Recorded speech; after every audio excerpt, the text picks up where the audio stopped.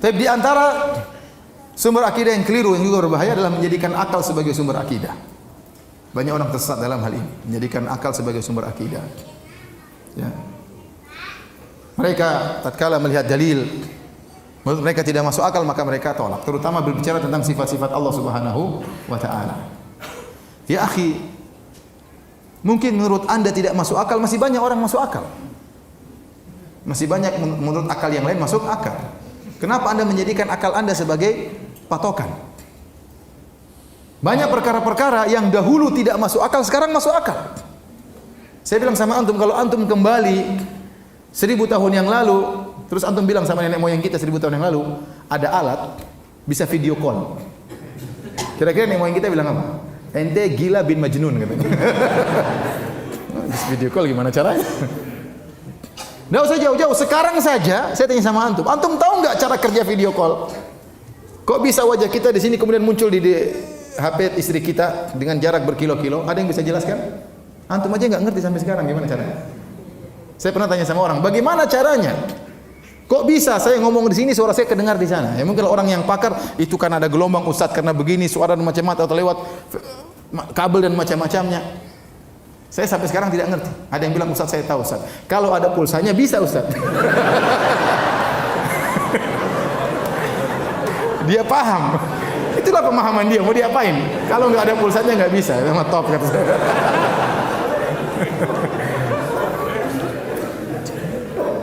Banyak perkara-perkara yang dahulu menurut dia tidak masuk akal, ternyata masuk akal menurut orang lain.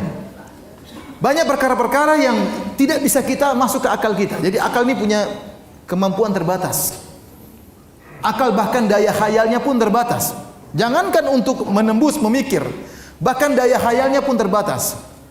Seandainya saya bilang sama antum sekalian, bisakah antum menghayalkan ketampanan Nabi Yusuf? Antum nggak bakalan mampu. Yang bisa antum hayalkan orang tertampan yang pernah antum lihat. Benar. Lebih daripada itu otak nggak mampu.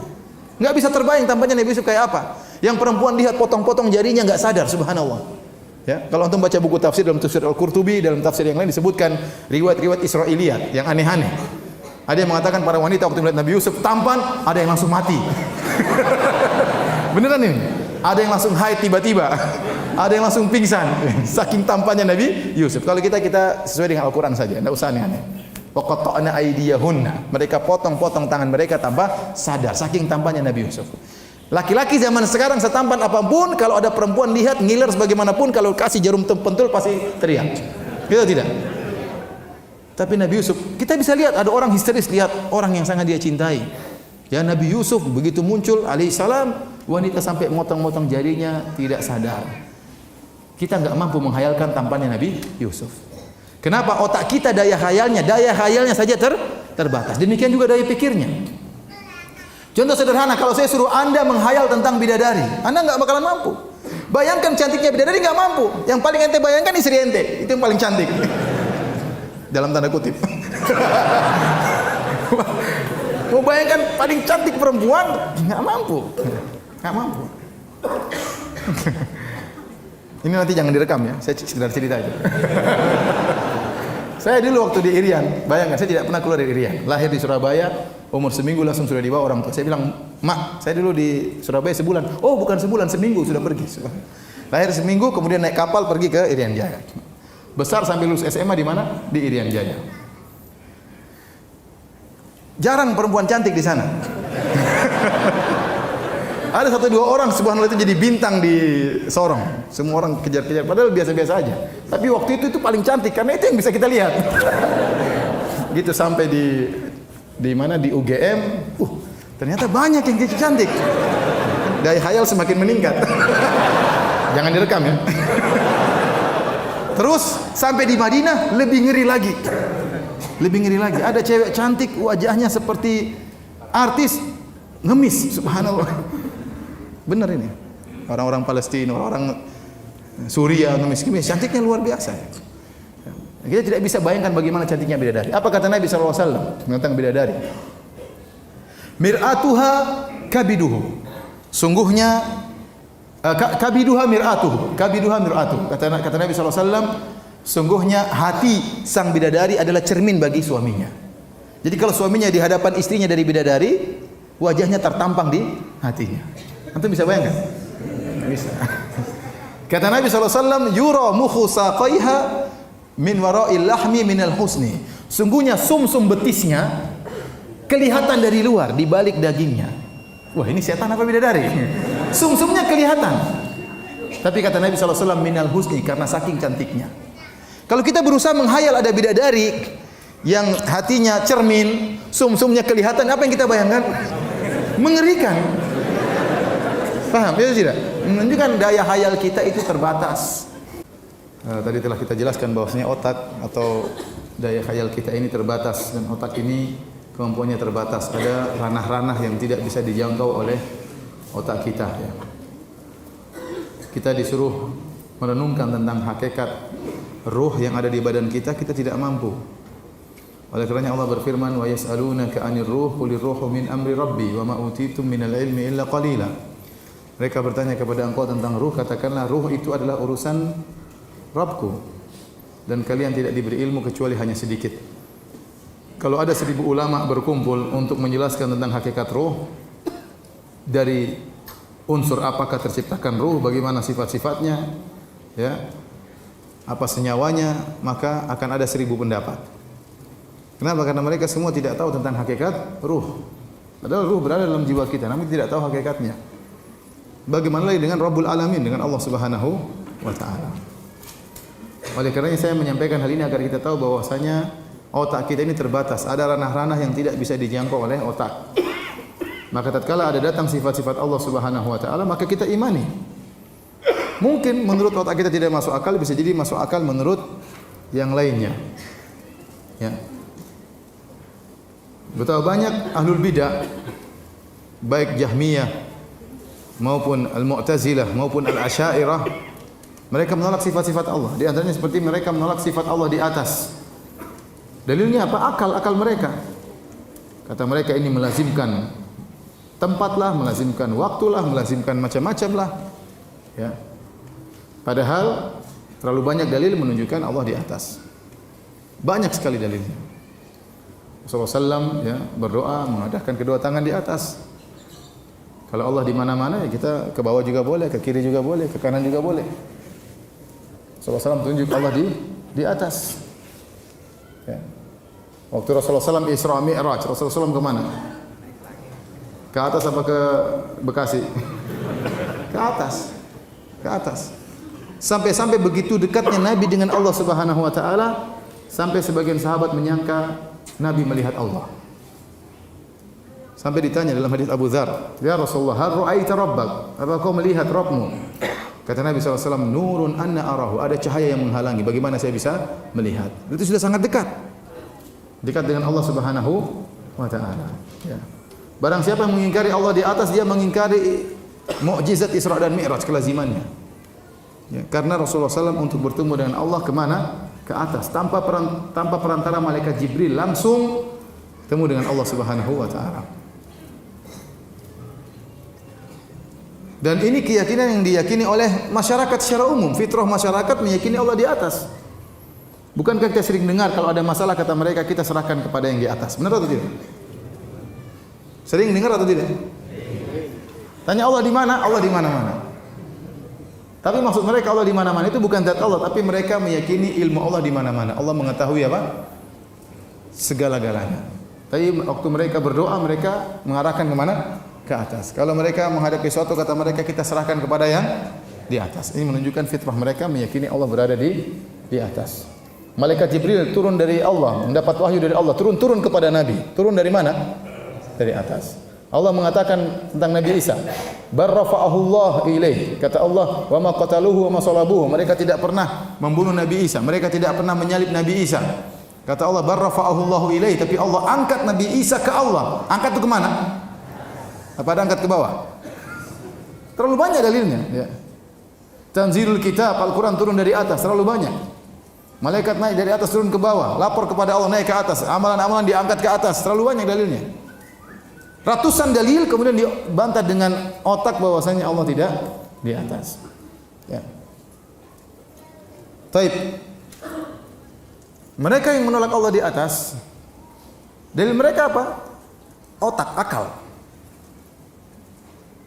Kita katakan kepada mereka, seandainya kita menjadikan akal sebagai sumber akidah, kita bilang seandainya akal cuma satu, nggak jadi masalah.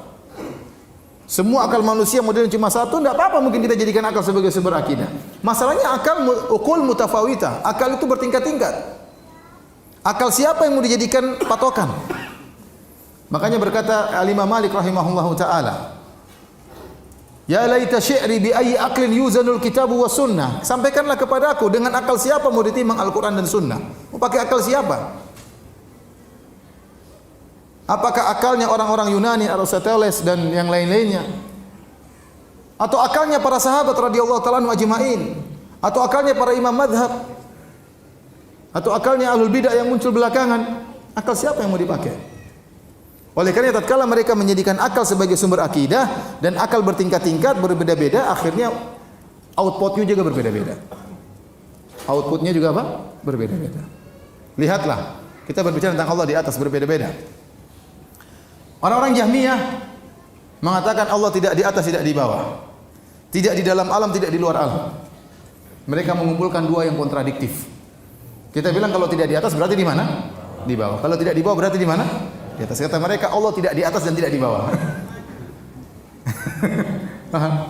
Tidak di timur dan tidak di barat. Itu gimana? Kalau tidak di timur berarti di mana? Di barat. Kalau tidak di barat berarti di timur. Allah di mana? Di bawah? Oh enggak, tidak di bawah. Di atas enggak. Terus di mana? Tidak di atas dan tidak di bawah. Ini enggak masuk akal. Allah apakah di alam semesta apa di luar alam semesta? Allah tidak di alam semesta dan juga tidak di luar alam semesta. Terus berarti tidak ada kalau begitu. Apa bedanya Allah dengan tidak ada? Sifati tidak ada. Apa sih? Kalau ada sesuatu tidak ada, saya sifati. Tidak ada itu tidak di atas dan tidak di bawah. Benar atau tidak? Tidak ada itu tidak di dalam alam, tidak di luar alam. Benar atau tidak? Sebedanya tidak ada dengan Allah, apa bedanya? Ini Jahmiyah. Taib. Orang-orang Mu'tazilah mereka mengatakan Allah tidak di atas. Terus bukankah dalam hadis-hadis yang banyak, hadis mutawatir, Allah akan dilihat di surga? Di antara kelezatan yang paling indah adalah melihat wajah Allah Subhanahu wa taala. Kata mereka Allah tidak bisa dilihat. Di surga pun tidak bisa dilihat. Terus hadis-hadisnya dhaif. Gimana dhaif?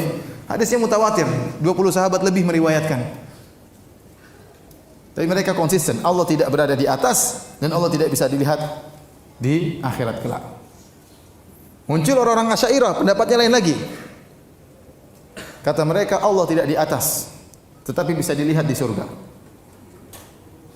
Nah, dilihatnya bagaimana? Ada arah melihat atau tidak? Antum kalau melihat ada arah dilihat enggak? Kalau antum melihat ada arah dilihat atau tidak? Ya berarti Allah ada di suatu arah. Makanya Nabi SAW mengatakan, "Innakum satarawna rabbakum kama tarawna al-qamara lailatal badri la tudamuna fi ru'yatihi." Sungguhnya kalian akan melihat Allah dalam riwayat ayanan yaumal qiyamah. Kalian akan melihat Allah dengan mata kalian pada hari kiamat kelak sebagaimana kalian melihat rembulan. Rembulan di mana? Di atas. Bukan Allah seperti rembulan, tidak, tapi cara melihatnya. Sehingga kata Nabi kalian tidak perlu berdesak-desakan. Kalau rembulan perlu kita berdesak-desakan? Tidak perlu. Demikianlah melihat Allah pada hari kiamat kelak. Orang-orang Asy'ariyah bingung, kata mereka Allah tidak di atas tapi Allah dilihat pada hari kiamat. Lihatnya bagaimana? Ya pasti ada arahnya enggak? Kata mereka Allah tidak boleh ditunjuk di mana, enggak boleh. Kalau ditunjuk salah loh, Nabi tunjuk Allah atau tidak? Kata Nabi ya Allah saksikanlah. Semuanya pakai akal, tapi ternyata outputnya berbeda-beda. Baik Jahmiyah, Asy'ariyah maupun apa? Mu'tazilah. Contoh mereka menggunakan akal juga. Kalau Allah beristiwa di atas arsy, Allah berada di atas langit. Kata mereka berarti Allah lebih kecil daripada langit, berarti Allah butuh kepada langit. Karena yang di atas lebih kecil daripada yang di bawah dan yang di atas butuh kepada yang di bawah. Ini disampaikan oleh Ar-Razi, tokoh Asy'ariyah. Bantahannya gampang. Tidak semua yang di atas berarti lebih kecil daripada yang di bawah dan tidak semua di atas pasti butuh kepada yang di bawah. Contohnya langit dan bumi. Yang lebih di atas mana? Langit atau bumi? Langit. Mana yang lebih besar? Langit atau bumi? Langit lebih luas. Apakah langit butuh kepada bumi? Jawabannya tidak. Tidak ada tiang. Tidak ada tiang menyangga antara bumi dengan apa? Langit. Berarti menunjukkan yang di atas tidak mesti nempel kepada yang di bawah, yang di atas tidak mesti butuh kepada yang di bawah, yang di atas tidak mesti lebih kecil daripada yang di bawah. Kalau itu antara makhluk dengan makhluk saja tidak lazim, apalagi antara Allah dengan makhluk. Menggunakan akal. Makanya semua mu'attil, semua penolak sifat pasti musyabbih. Dia pasti membagaimanakan Allah terlebih dahulu, baru kemudian dia tolak sifat tersebut. Kata dia berarti melazimkan begini, melazimkan demikian. Makanya waktu ada orang datang kepada Imam Malik bertanya, wahai Imam Malik, kaifastawa? Bagaimana Allah beristiwa? Imam Malik marah, berkeringat sampai dia marah. Dia berkata al-istiwa'u ma'lum. Istiwa kita ngerti maknanya, itu di atas. Wal kaifu majhul, bagaimananya kita tidak tahu. Wasu'alu anhu bid'ah, dan bertanya tentang bagaimananya adalah apa? Bid'ah. Kata Imam Malik, usir orang ini dari pengajianku. Kenapa? Dia bertanya tentang bagaimananya. Nah, anda bagaimana tahu bagaimananya? Kalau anda ingin tahu bagaimananya sifat Allah, anda harus tahu bagaimana zat Allah terlebih dahulu. Dalam kaidah al-kalamu fi sifat far'un anil kalami fi dzat. Pembicaraan tentang sifat adalah cabang dari pembicaraan tentang zat. Kalau anda tahu bagaimana zat Allah, baru anda tahu bagaimana sifatnya Allah. Kalau anda tidak tahu bagaimana zatnya Allah, bagaimana anda bisa bayangkan sifatnya Allah? Kalau anda ingin membayangkan tentang Allah di atas arsy, bagaimana bayangannya? Pertama, anda harus tahu Allah seperti apa, zatnya bagaimana. Terus kedua, anda harus tahu arsy seperti apa, baru anda bisa bayangkan Allah di atas arsy. Kalau anda arsy saja anda tidak tahu, Allah pun anda tidak tahu, terus gimana anda bayangkan? Beriman saja kepada ayat-ayat Al-Quran. Ar-Rahmanu 'alal arsy istawa, Allah beristiwa di atas arsy. Sudah selesai. Itulah pemahaman para sahabat. Jangan kita gunakan akal kita kemudian menolak apa? Hadis-hadis dan ayat-ayat. Hati-hati. Ya. Tatkala kita berpegang kepada akal, akhirnya macam-macam akhirnya penafsiran karena akal berbeda-beda. Ya, karena akal berbeda-beda. Oleh karenanya hadirin dan hadirat yang dirahmati Allah Subhanahu wa taala, dalam masalah akidah kita ya di antara cara yang keliru menjadikan akal sebagai sumber akidah. Baik.